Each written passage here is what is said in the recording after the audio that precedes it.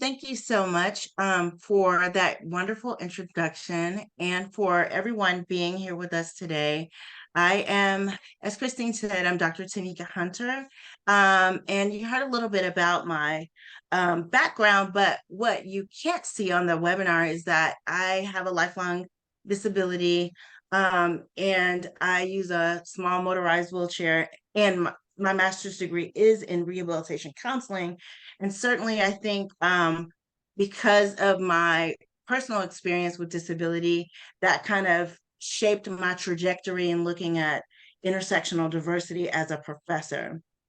So, what I'd like to start by saying is that, a lot of times I'll do these presentations and then I'll have somebody say, my nephew, Amir, he has a disability or other marginalized identity, and he doesn't feel this way about this. Um, well, as you all know, the disability community is not a monolith. But what I'd like us to think about is that this is when we're presenting this information, we're looking at historical patterns. So not specific individual experiences per se, but broader historical patterns with some of the things we'll share. Also, I want to share that some things you may have heard before that we're going to share, and some things may be new to you. So it's a little bit of a mix in terms of the presentation. Oh, it's not letting me advance it. Oh, there we go. Okay. So participants will gain specific strategies related to the disability-related counseling competencies to use when working with clients who have chronic illnesses and disabilities. Also, we will identify pragmatic approaches to using expressive art techniques for counseling individuals with disabilities and chronic illnesses. We will identify and discuss potential implications of using expressive arts techniques for counseling clients with chronic illnesses and disabilities as well.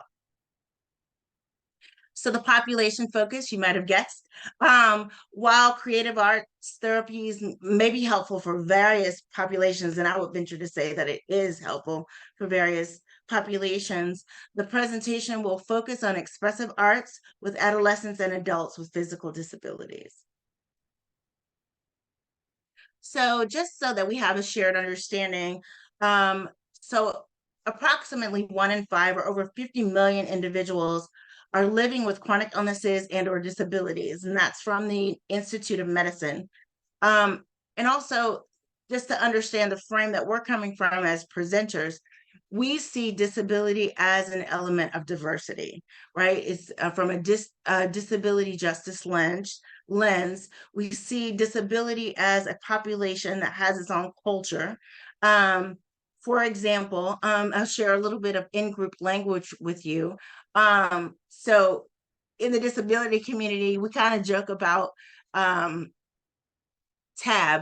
I don't know how many are familiar with this term, but TAB stands for, it's an acronym for temporarily able-bodied.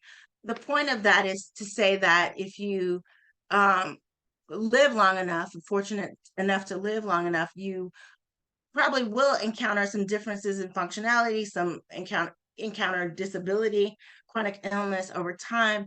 And also it's just to acknowledge that disability is the largest minoritized group in the world, not just the US.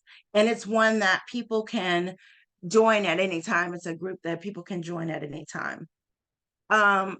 So disability identity may develop over time.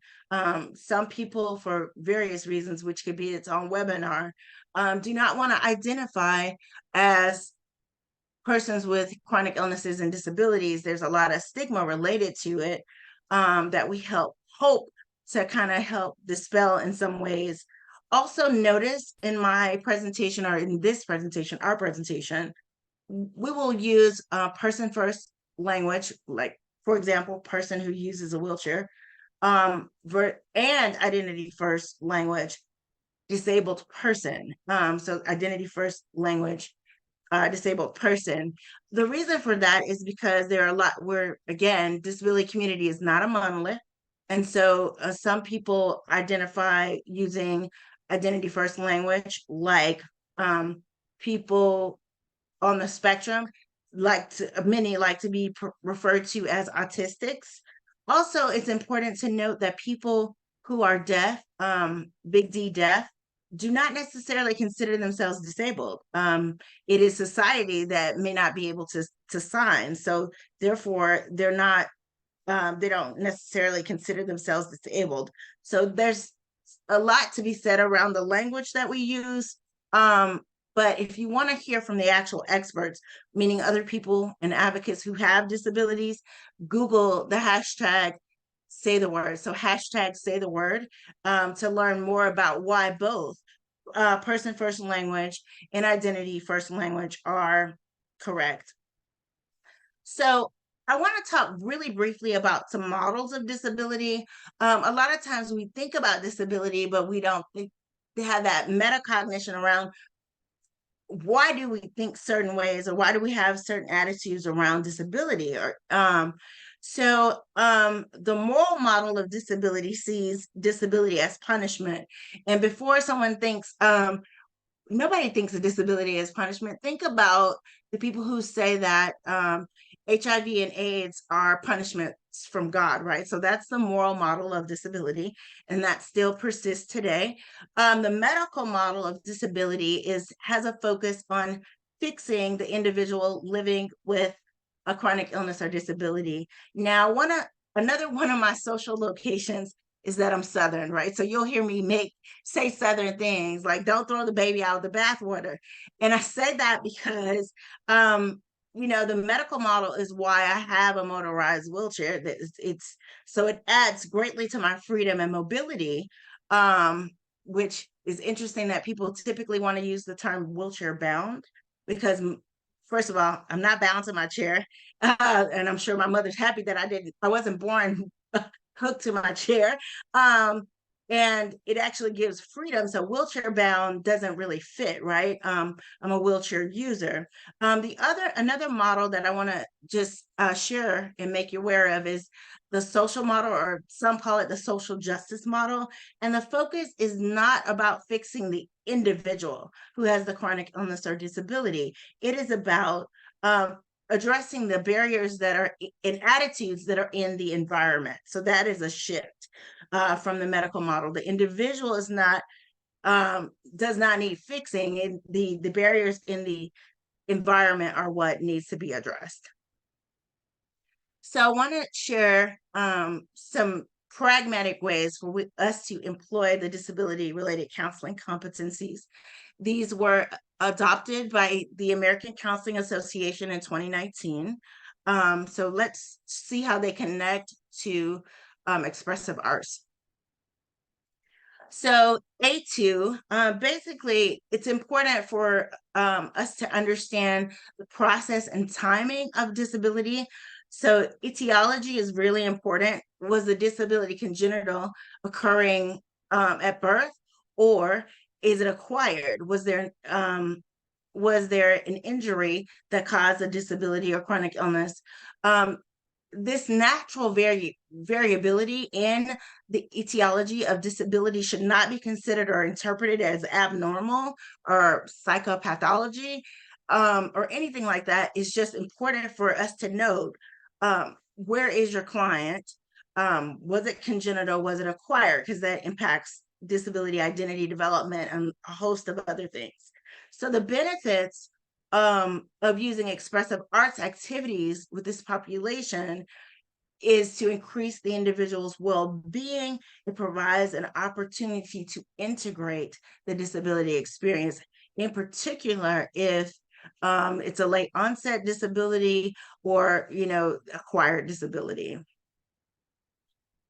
So also, it's important to demonstrate comfort and respectful behavior when interacting with people with disabilities. So, of course, you're going to be authentic and use the common courtesies, but it's really important not to pity or patronize people with disabilities.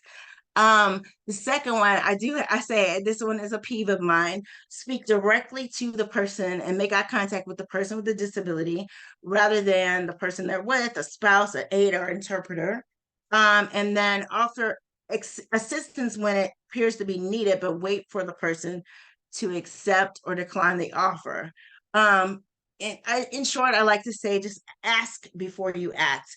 And it's really kind of interesting. So there are multiple types of ableism that occurs. And we're all familiar with hostile ableism, which is where people are bullied because they have a disability. There's violence, traumatic experiences that might happen.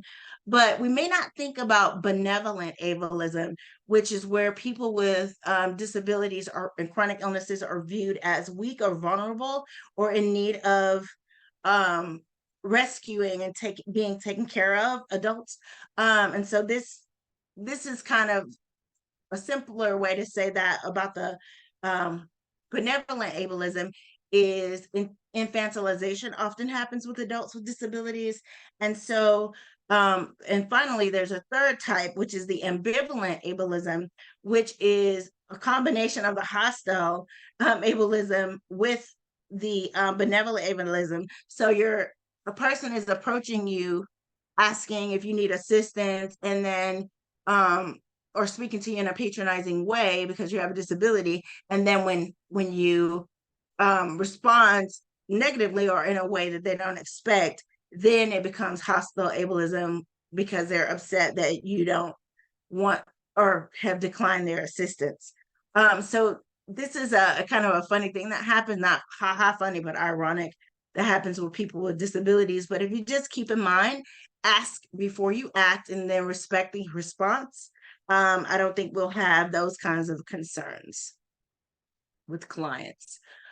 When you're interacting with people with disabilities, this is A3 on the counseling competencies. When you're planning activities, give a little time for the person with the disability in advance to know what's going on in that environment so they can figure out their accommodation needs. Also, discuss specific accessibility needs with each person with a disability and solicit preferences. Of course, within reason. There are limitations to everything, but also assist in implementing those needed accommodations, right? So the soliciting preferences is a big piece of this in terms of being respectful, because I like to say if you met one person with a diagnosis or disability, you met one person with that diagnosis or disability. In fact, I shared that I have a disability, but I didn't share what it was. I have cerebral palsy, and one of my friends with cerebral palsy has very labored speech. And then I have another friend with cerebral palsy who just simply has an uneven gait. As you can hear, I can speak pretty fluently, right? And so we all have cerebral palsy, but the way it manifests itself is different. So it's really important not to assume, even if you know of other people with that diagnosis or that disability or chronic illness, that you assume what their needs are.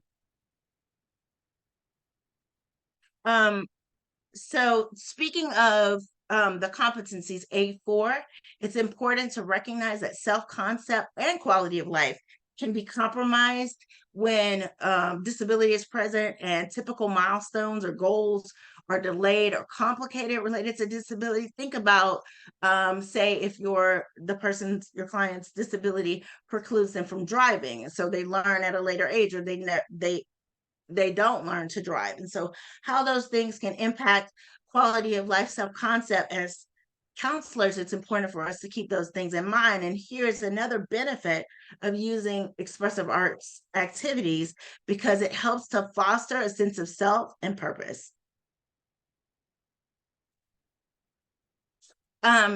Also, I know that there's an inclination for people to say, it's okay, it's not that bad, or they didn't mean it that way, but it's really can be an invalidating experience for clients with disability.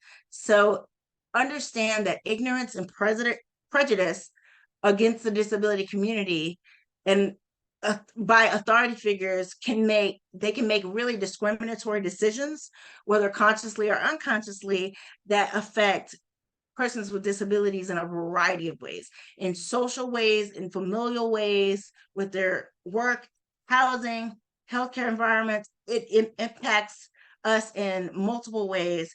So it's even more complicated when you're talking about someone who has multiple minority statuses. So another benefit of using expressive arts therapies is that it builds social support. Um, as therapists helping professionals, it's important to validate those experiences. Even if you've not experienced those things yourself, it's important to validate, explore with clients what is happening, so we can problem solve those things that are able to be problem solved around oppression and ableism.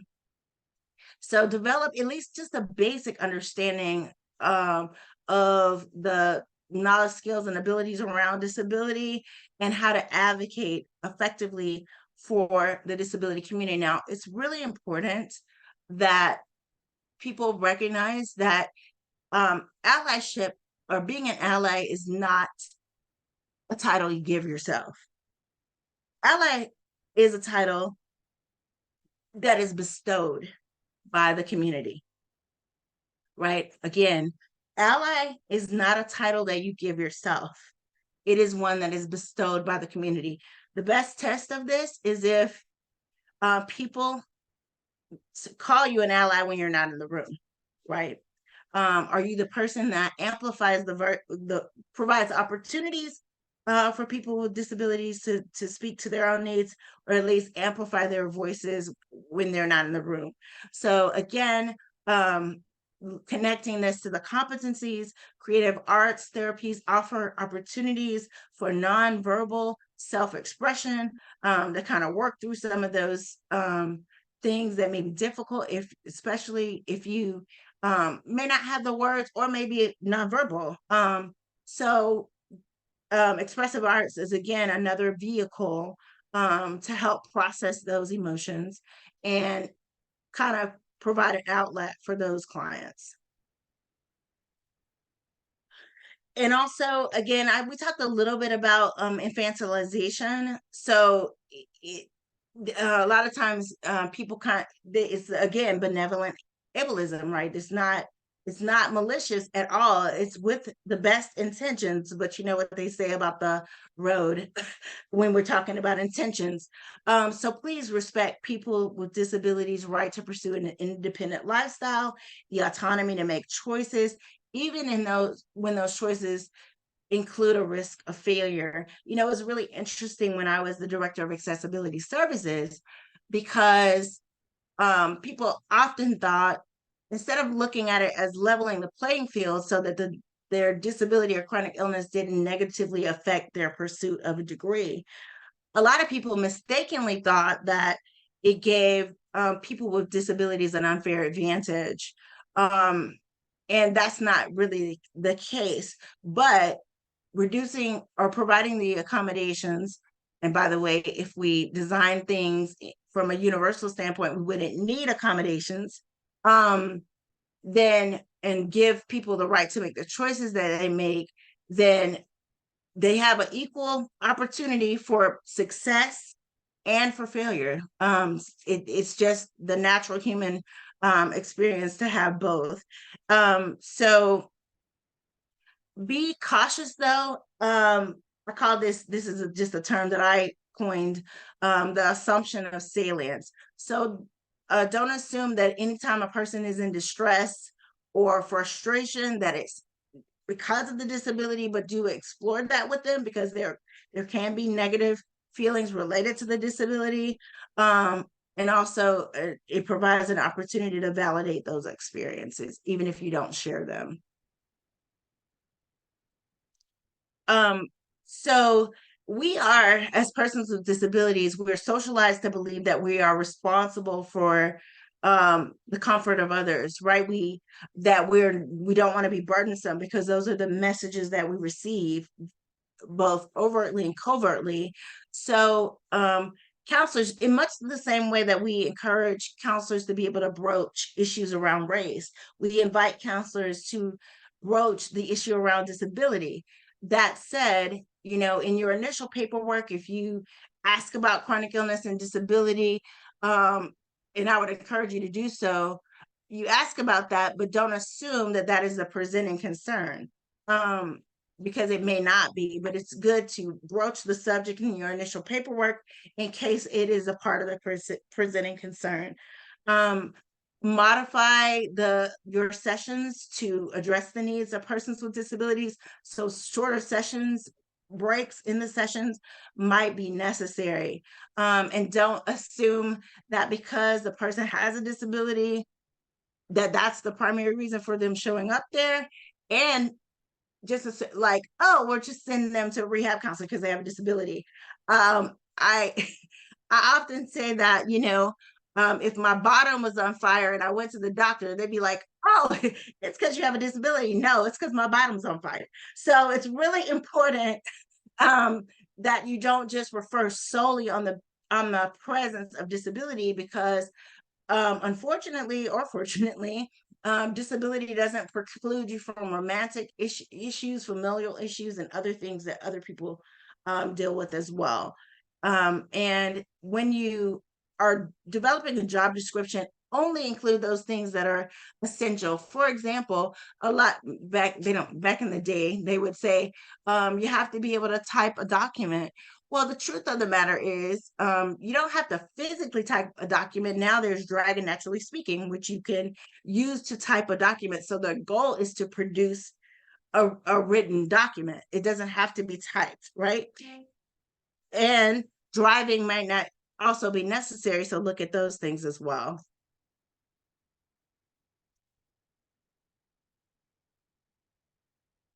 And finally, I just want to share that acquired disabilities may have traumatic memories, which are primarily stored as implicit memories with no words. So the art therapies can be used to help individuals process those experiences. Acquired disabilities may involve physical, psychological, or economic challenges, right? From disruption of work, and disruption of their identity and self-concept. Individuals with physical disabilities experience discrimination that's based on benevolence, hostility. We talked about that, microaggressions, and just ambivalence. Like, they're not so many of them, so it's not a big deal, even though we're the largest minoritized group. Integration of the left and right hemispheres in the prefrontal region is necessary to balance the nervous system. So I'll stop here and let my co-presenters take over.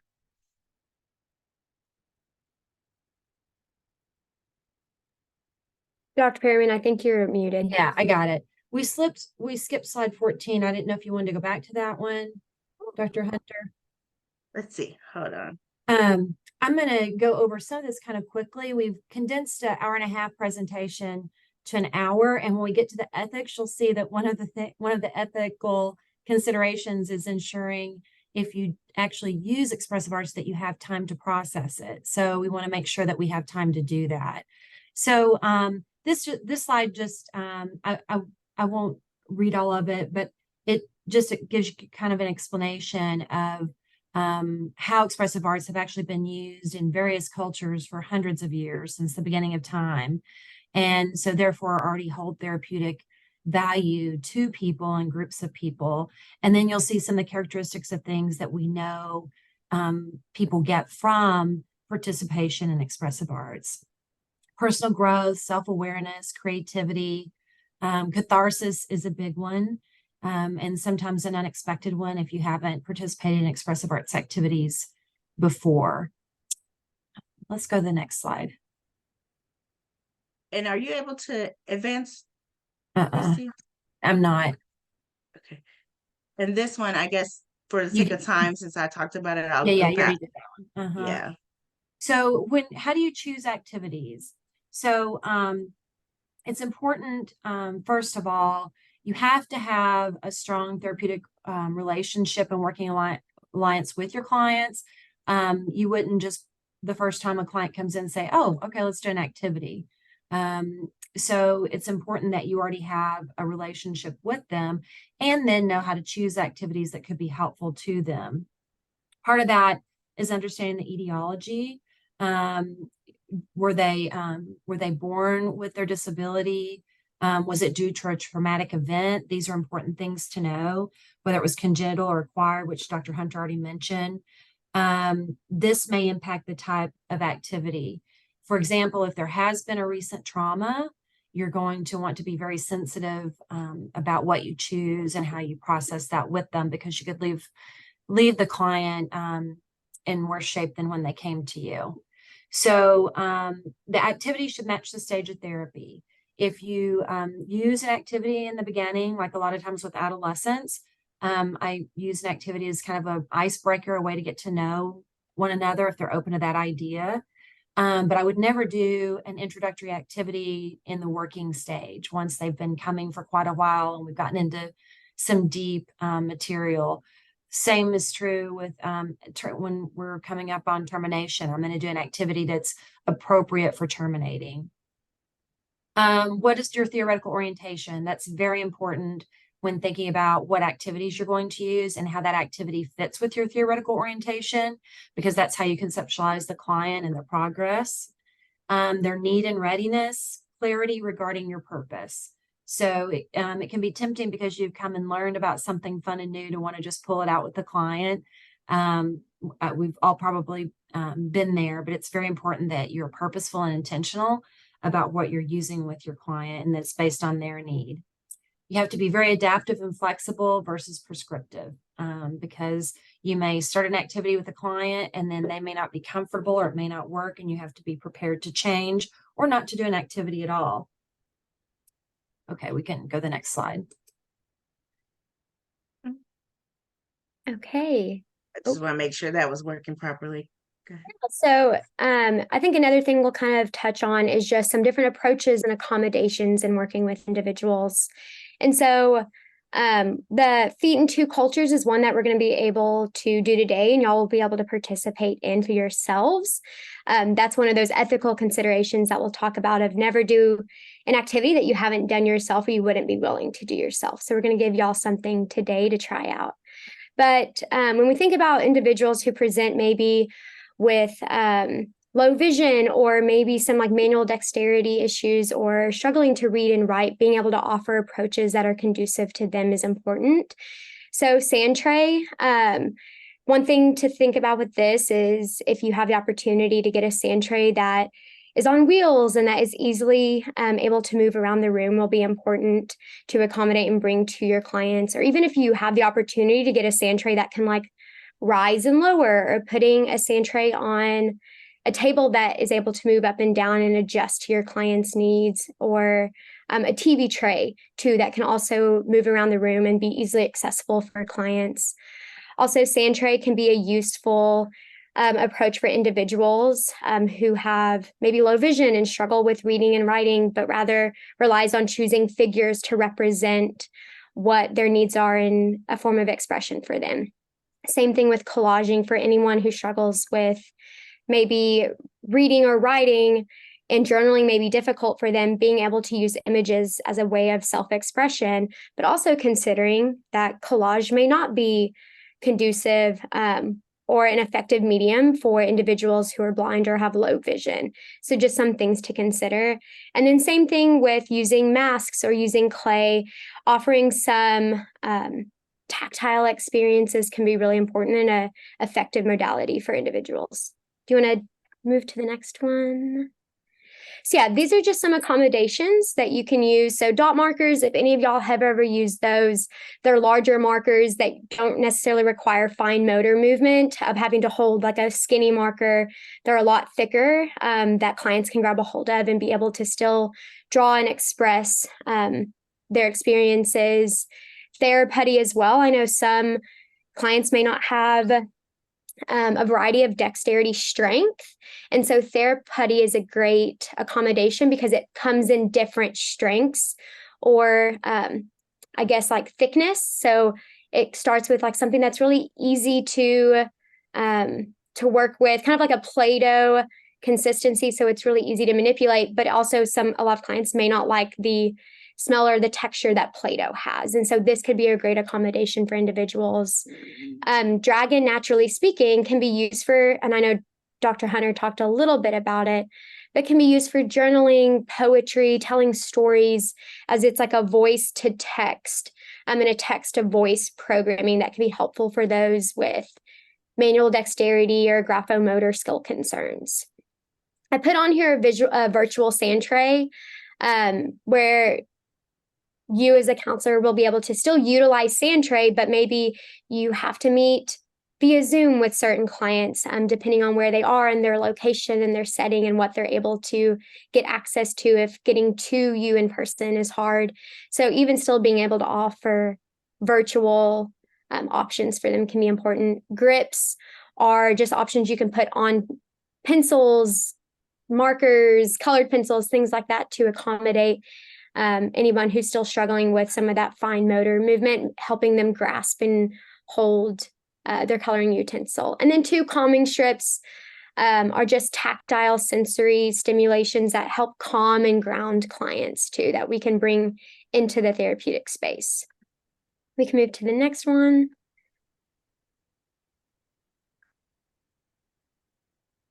Being a little stubborn, it won't advance. Okay. So yeah, just some implications in any of the clients that you work with, thinking of like if someone's struggling with a visual impairment, of being able to offer tactile activities, anything that you do offer, make sure that there's contrast with a lot of different colors so it's easier for them maybe to see if they're low of vision, or even offering different letter sizes, making letters bigger so it's easier for people to read, or providing objects such as sand tray to offer a representation of experiences.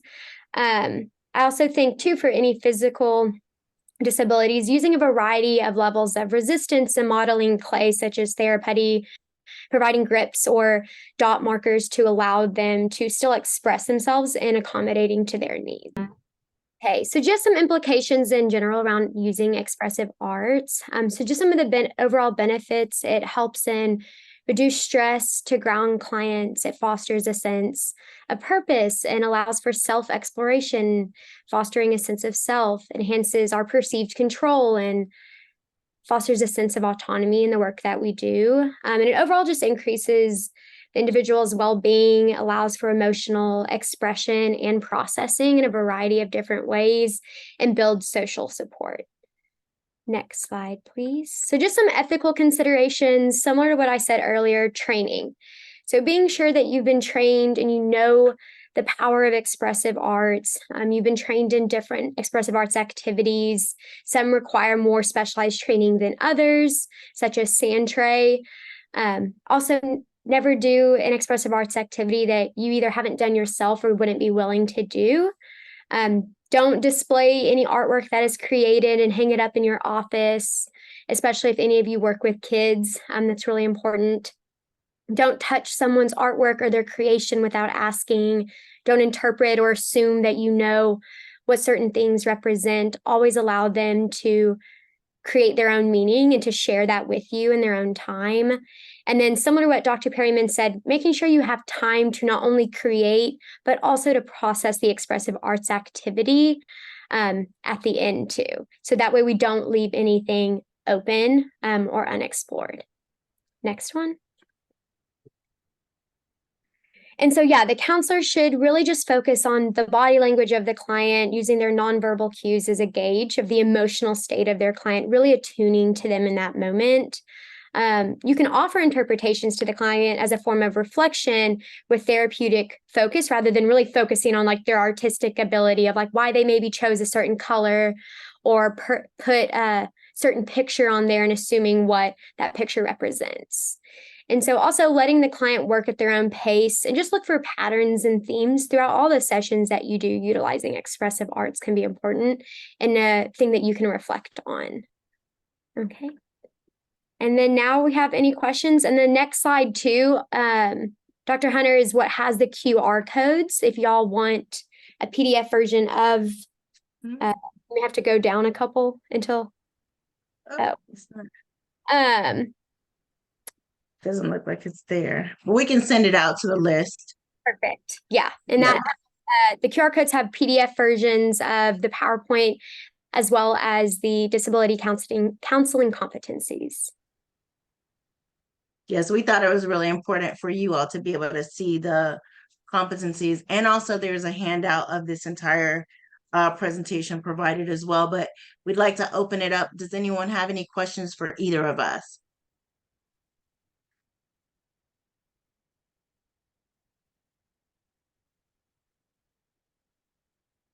And Christine, if there are ones you'd like to read out that came through the chat, we could do those as well. Thank you. Yeah, I didn't see any questions in the chat. So we're going to invite folks, if you have a question, to put that in the chat, or now you can actually unmute yourself and ask the presenters.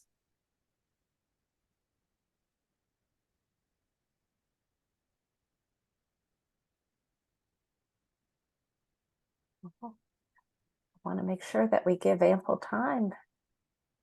Yeah, I'd like to ask a question. I'm a fairly new counselor, and are there resources you suggest for someone starting out, or like can you point me, or just as someone starting out, what advice would you have?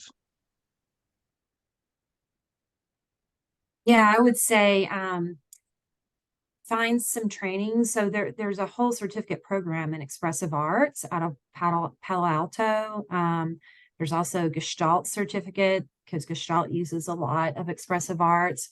Play therapy is a great, Hailey and I are both trained in play therapy, and expressive arts are really play therapy for adolescents and adults. So you might look at the Association for Play Therapy. That's, we can put it in the chat, www, I'll put it in the chat for you, at their trainings. And some of those are also virtual. And yeah, I would just, in your master's program, you really get the basics, and then you have to go out to take more training to get your scope of practice. So those are some good ways to get it. Great question. Thank you.